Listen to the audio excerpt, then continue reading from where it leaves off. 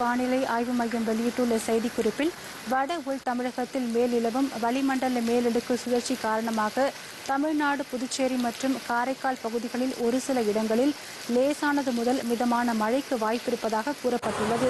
நீலகிரி, ஈரோடு, சேலம், நாமக்கல், கோவை, திருப்பூர், திண்டுக்கல், தேனி, தென்காசி, விருதுநகர், மதுரை, புதுக்கோட்டை, கரூர் மற்றும் தஞ்சாவூர் ஆகிய மாவட்டங்களில் இன்று கனமழைக்கு வாய்ப்பிருப்பதாகவும் வானிலை ஆய்வு மையம் தெரிவித்துள்ளது.